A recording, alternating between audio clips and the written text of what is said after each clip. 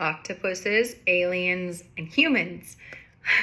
So the first two were discussed on a podcast recently, and it got me thinking about us humans and what we believe in and what we feel is impossible, especially with things we want for ourselves that maybe we believe others could experience, but it's not for us. It's just impossible.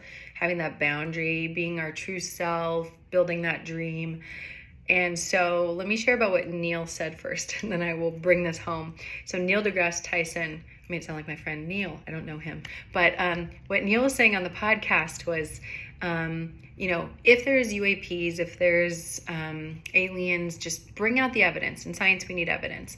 Bring out the biologics if you have it, so it's no longer a matter of belief. There's evidence, and now it's reality. He said, imagine being one of the first people to discover an octopus and trying to tell the rest of the world, oh yeah, I found this thing. It's got a head and 8 tentacles and brain matter in the tentacles. It can actually camouflage itself. It swims underwater. People might be like, what? Okay.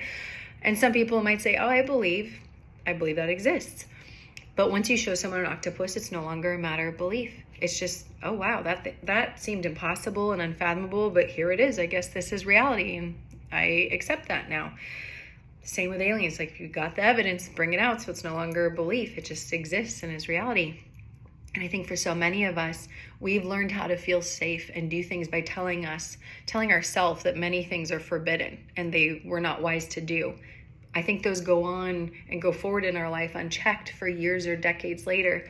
And sometimes things have drastically changed. Now things are different. Our capabilities and resources are different. We might be uncomfortable, but we're not unsafe. But we still believe we can't be that authentic. We can't share that boundary. We can't believe in ourselves. We can't, whatever it is, build that dream.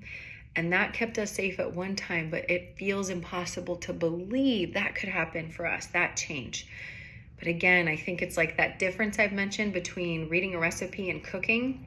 Awareness and action are not the same, and belief and experience aren't the same. I think both are important, but sometimes we wait to really believe to do the experience, but a lot of times having that experience helps us believe other things are possible. I think like Brene Brown said, we can know something, but it takes a long time and a lot of reps before we know it in our bones. And so giving ourselves permission, if things are different now and we feel safe enough and there's something that we've sworn off in us, but it's really not how we want to move through life, what might we have the option to experience now that can change our beliefs? So wonder what anyone thinks of this. Thanks for sticking with me while I share about aliens and octopuses and humans, but something I've been thinking about for me, and I hope it helps. Mwah.